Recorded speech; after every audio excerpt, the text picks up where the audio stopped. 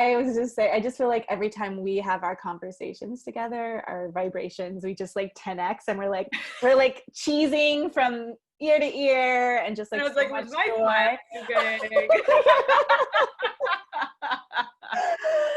So I would love to just have a cozy conversation, just like our experience, our working relationship. I feel like, you know, I've been in your corner for several years now, and just Yes. to witness your growth. But if you could just take me back to even where you were when you found me, discovered me, the rabbit hole, and just how our work unfolded together. So honestly, I was trying to think back on this, and I think I first stumbled upon you from B School, like your B School interview with Marie Forleo, and then I started following Simple Green Smoothies. And then I knew you had kind of transitioned out of that and was starting your own thing.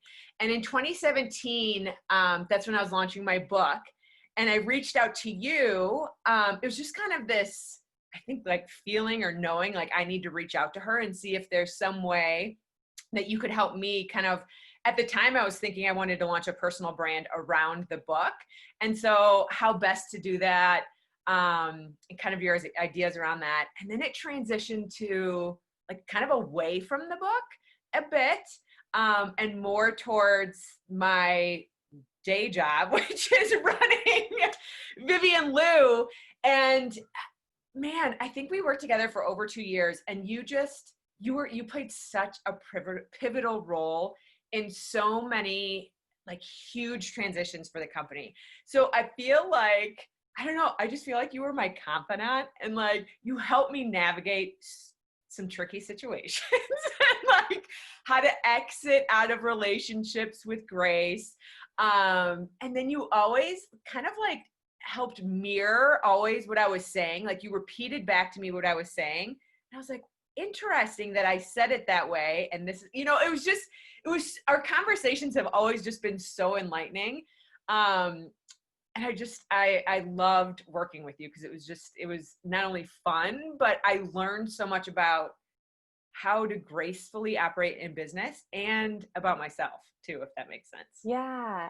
Can you just share, you know, in our time together, what were some of those like milestones that you're super proud of that you accomplished? And I feel like I take no credit for anything that I do with my clients. Like I'm here to just like hold the space, hold the bigger vision. But there were like some milestones. I mean, you did finish that book. There were so many things that you created in that time. So I'm wanting to give you like space to like humble brag for a moment of like, what were some of those milestones for you that you would celebrate along the way in us journeying together? Yeah. So, I think a lot of, I would say relationships in general was a huge milestone. And within that kind of bucket, there are a lot of people that came in and out of that. But like like I had mentioned, you helped me gracefully kind of reverse out of some relationships that I was in that weren't serving me and weren't serving the business. And so how to have those conversations, without letting your ego or your feelings get in the way. Then you also introduced me to some phenomenal partners that I used for years in helping grow Vivian Lou. So like from a relationship standpoint, I feel like you played some real, like that's a huge milestone. Another one is the launch of the book. And then growing Vivian Lou. And I feel like during our time, like there were a lot of ebbs and flows in my like passion for the business, and then me doing it myself versus relying on other people, and like how to think about relationships, like bringing on big partners and big affiliates, and whether or not that was a good fit. So like helping define those, which played a huge role in Vivian Lou's growth over the last couple of years. Launching a new brand, and like how to kind of still remain faithful, I guess, to Vivian Lou while still like cheating by by launching a new company, and giving me permission to do that too, because oftentimes I feel like as an entrepreneur, you're like, I really should be doing this, and then like bouncing ideas off of you, you're like, well, that's okay, like just don't keep, like, take your eye off the ball, this is totally legit, and in line with kind of my personality and all that kind of stuff. So Yeah, I mean, there were a lot of things that happened during our time together for sure Yeah. that were so impactful for the growth of the business. And what was that feeling like for you, because I can totally relate to that transition when you kind of start to have this little nudge that is drawing you to, I remember you were writing the book for, a milestone birthday and desiring that personal brand. And we got to the heart of like your passion, your mission, and how you want to help more women and taking that step forward, right? That next right step. And what was that feeling? What did you feel with, like, I would love for you to just describe more about the like cheating on the business that you have, while Yep. also giving yourself permission to, like, what was the tension or the feelings that were going on inside your head as you were exploring, navigating, adding like another, because you've actually started a couple of other side projects in our time together as I'm thinking about it. So I'd love for you to just talk about kind of the feelings and the emotions and maybe even some of the challenges that came up from even considering things outside of what was your main primary income producer. Yeah. So, I guess it's kind of human nature for an entrepreneur to have, oh, I have this other idea. I have this other idea. And how to allow allow yourself the space to pursue those without sacrificing your bread and butter and the thing that kind of supports you through these ideas. So the first one really was launching the book, and then Vivian Lou, and then launching kind of a personal brand. And how is that a standalone brand? Do I integrate that into Vivian Lou? And I was so being called to do that. And you really helped me like break it down into like chunks. Like, you don't have to launch a brand at first. You honestly can start small and do Facebook Lives. Or if you don't like Facebook Lives, you can pre-record them and launch them on YouTube. You help me kind of explore a lot of different avenues. And so I often came to you with like fears and was like, I'm so scared to do this. I don't know why. Like, and you're like, okay, it's okay. But like, here's how you chunk it so you're not so overwhelmed. And you really helped like honor those ideas and then fit that, like found a way to fit them into like my personality. And it ended up, so I ended up not really launching a personal brand, which in the long run was the best thing for not integrating it into Vivian Lou for a variety of reasons. But I feel like that may be kind of the next chapter. And so it's fun to know that we've done that work, and I can pick up that work whenever I need to on the next iteration of whatever that looks like. And then I launched a new brand this past summer called Taug. And you were there too, like granting me permission, like, look, as long as you don't lose sight on Vivian Lou, like go for it. Like this is like calling you to launch a new brand, launch a new business, do it. And you helped me with like exploring options for names and branding. And it was a lot of fun. So I think as an entrepreneur, it's so nice to kind of brainstorm and coach with a fellow entrepreneur you've redefined yourself so many times that you understand how people want to do that and how to do that gracefully. So, yeah. Yeah. And you mentioned your personality. So how would you describe like your personality or your entrepreneurial work style? Because I feel like the type of clients that I work with have a certain unique unicorn blueprint in how they do work, which it sometimes feels like you're doing it in a different way than maybe other people are. So I would love for you to just describe what is your work style, personality, and Sure. being an entrepreneur. So, I kind of love to buck the system. Like that's just kind of my approach. And I'm a kind of a hands-on entrepreneur too. So I like designing my website and like getting in there and toying with that. I do my own Facebook ads and I love diving in there and like figuring out how to work the algorithm. And so I often take what people suggest is the right way to do things and kind of just sit with it and see if it sounds like total BS, if it sounds like it would work for me. And more often than not, this is awful to say, I kind of do the opposite and just like see how that feels. So I'm just kind of an entrepreneur that like loves to digest what the mainstream is doing and then kind of turning it on its side and doing it my own way. So that's just kind of how I like to show up. I'm extremely proud of my brands and extremely proud of my story as an entrepreneur, but I like to tell that story in like interviews and podcasts, not like stepping out in front of the brand being like, here I am, you know, kind of a thing. So, I don't know. I like kind of being more behind the scenes, but then sharing my story when it's appropriate for specific audiences, I guess. Yeah. Yeah. And is there ever any like fears or hesitations that you've had with being like a buck the system type of entrepreneur? Yeah. So early on in my kind of journey as an entrepreneur, I struggled a lot with like self-doubt, self-worth. Am I good enough? All of this kind of stuff. And then, honestly, what has helped me the most is like putting on the blinders, like just do you, like you do it your way, figure it out. If it fails, it's a lesson learned, and then go try and what the mainstream says, you know? So, there's a lot of self-doubt when it comes to that, but, you just like, you just kind of have to push yourself. And I feel like the areas where my business has been less successful is when I've relied on other people's expertise, not my own gut. And so like trusting my gut and following my intuition, regardless of how absurd or off the mark it may seem, has always ended up benefiting me and the business more so than following so-called experts and gurus' advice. Yeah.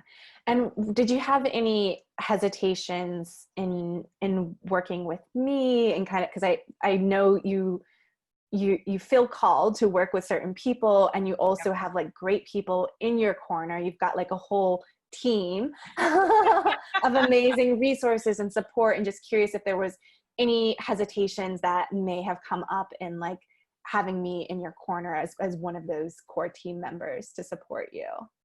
Absolutely not. The only hesitation was how could I use you? Because I came to you with my book, and I think early on, very quickly, it became apparent like the book is one thing, but then there was so much more that you could help me with. So the only hesitation I had was, would she want to work with me with just this like book project? And you were like, heck yeah, let's do this. Like, this is awesome. So like, there was no hesitation, at least from my observation on your part.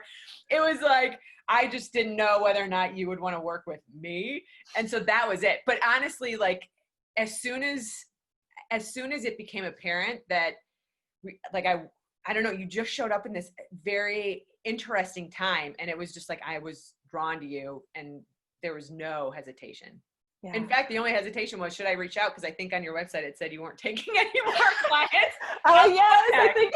Yeah, I think it was a wait list or something. Yeah, I'm reaching out anyway. And I'm always fascinated. You know, it's so funny because when I I have my right hand Michelle, who's been with me for over 5 years. She's amazing, and she's like, do you think this person's going to continue? And my always assumption is like, they've gotten everything that they need from me. Like, I don't think they're going to return. And like, but we re-upped like 2 additional times for like our 10-month coaching support. So I'm just curious, what was what was the benefit that you found in continuing the support during the seasons and transitions of your business and ideas?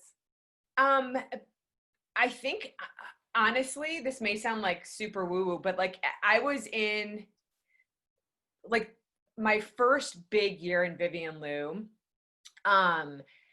was when I wrote the book, and then I launched it. And I feel like that was another book continuing to be written, and those chapters hadn't been closed yet. And so I was like, I still needed you as honestly like a guide and a confidant to like help me navigate like those ebbs and flows of entrepreneurship. And the only reason that like we're not continuing this year is because, as you know, I'm have a severe change in direction. And so there are other people that have shown up to help guide me that direction. But if I were going to continue on this kind of momentum, you for sure would have been continued in that path. Cause that's where you existed for me, was in this like middle section of the story. Yeah. And I feel like transitions are it's such like an intense time where like our confidence is shaken, our clarity feels fuzzy, and we're just like trying to find our way. And I remember when we had the call of like, I'm making a big leap, a big transition. I was like, oh my goodness, like I can feel the freedom and the lightness of like, I think this is what your soul was like trying to like, tell me. Yes. Let It's so true. Like, it's just, and it's so funny.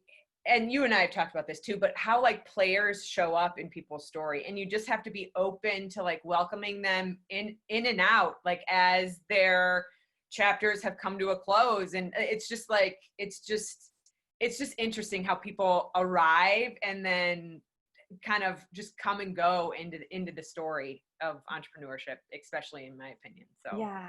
And with in that, I think it was 2017, which was like your highlight year, your book is out, like describe like what your business was like during that time of entrepreneurship. Yeah. So at that time, I believe I was just still offering one version of our insole. It was a simple, super easy business model where like literally I would launch a Facebook ad, drive people to my Facebook or to my website, and they'd buy my insoles, and away they went. Facebook, the landscape of Facebook has changed tremendously since then. So it's just been a little bit of a learning curve, and, you know, moving with the algorithm and all of that kind of stuff.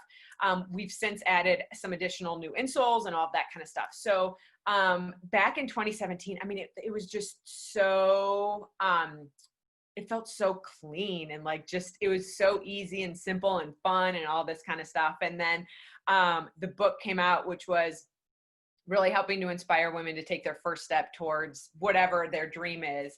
And then things just got messy. Like personally, like, I know this is sound weird, but like my dog died. Like it was like things were just throwing me off left and right.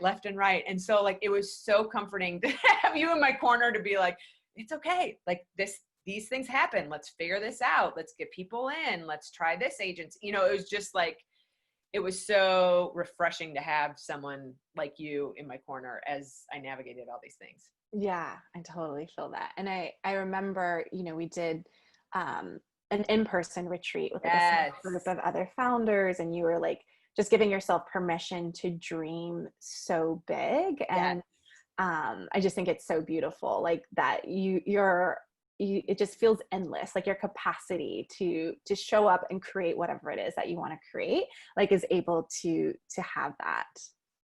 Yeah. And man, I loved that trip. That was such a fun, that was just so much. It's just so inspiring to sit in a room with other entrepreneurs and founders and all, regardless of what stage of business they're in, and regardless of what stage of business you're in.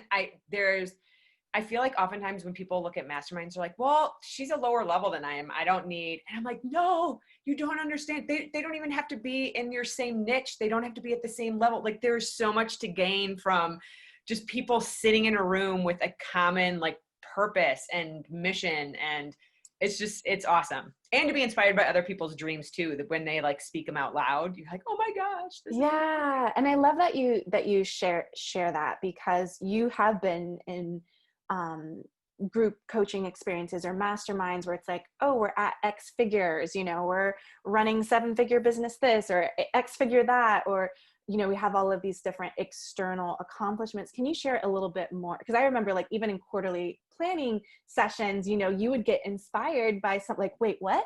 How is that strategy working? And like just the benefit of being in the room with people who are just creating and putting work out into the world. I'd love for you to just share a little bit more about Sure. that. So I participated, like attended several events specifically focused on like e-commerce and, you know, product e-commerce and all of that kind of stuff, which is great. And there's so many tactics to be learned in those areas. But oftentimes I feel like the people don't allow, like, they don't share as openly because they're like, oh, well, I don't want to share all my trade secrets. When you're in a room with other people who are in different industries or have different products to sell or do it in a different way, I feel like there's like a different energy about it where they're not guarded, and they share the way that they work, and they share how they brainstorm new audiences, or go after new clients, or whatever the case may be. And so, I'm an e-commerce. I sell a product on e-commerce on Shopify. It is like a true e-commerce business. But the women and the people who I've gotten inspired by most are like realtors or coaches for teachers, or it's these that are I would never ever have sought out masterminding or coaching with these people, but the way that they think about their business provides a completely different perspective, which is so inspiring. And you kind of come into your business with different ideas when you hear what other people are doing. Yeah. And you mentioned like the common purpose. Like, what do you think needs to be congruent or in alignment, even if it's diverse business industries or diverse revenue markers, milestones, like what do you think actually makes that in-person experience or being around diverse entrepreneurs? Like, what is the commonality there? Yeah, so I think everyone shows up to these events, or even like Zoom calls. I don't think they need to be like true in person. Like, I mean, I think Zoom events, excuse me, are sometimes just as inspiring as in person too. But it's that you're there to learn, and you're there because everyone is on a mission to be better, grow bigger, impact more people. It's not like, hey, how do I get to $5 million this year? It's, hey, how do I impact people the most? How do I get this in front of the people who need to see it? How do I, as a person and as a company, expand? It's not just like, you need to make, your conversion rate needs to be this. None of that comes into play, really. It's more of like, dream bigger, think outside the box, like push yourself to come at it from a different perspective. And I feel like that collective energy, again, just compounds on each other. And it's like this exponential boost in, I don't know, just, it's incredible. I love actually, I prefer to mastermind and be in coaching groups with people not in e-commerce because of that. Right. Yeah. Is there, what do you feel drives you the most, like in your business, that moves you? So when I first launched Vivian Lou, I was losing money. Like, it wasn't about money. I was truly on a mission to help women wear high heels longer without pain. Like, that was it. And then I continued to focus on that as the driving mission. And I had an epic year in 2017. And then all of a sudden the bar was set, and I was chasing a number and chasing money and chasing all of these metrics. And all of a sudden it just, like, again, it was this wave of emotion and roller coaster, because I wasn't staying true to like, yeah, like I'm not driven. Money is nice, and money does provide for freedom, but my currency is peace and freedom and fun and like helping people. And so this year is actually the first year where I'm like stepping back into, I'm not chasing a number. I'm not chasing a metric. I truly want to get our amazing insoles in front of the women who need them. That's it. And it's funny because with that like mission and purpose, my Facebook ads have started to become profitable again. And like, they're more in line with the 2017 numbers, not the 2018, 2019 numbers. So yeah, it's just, it's interesting how all of that comes into play. Are you open to sharing what that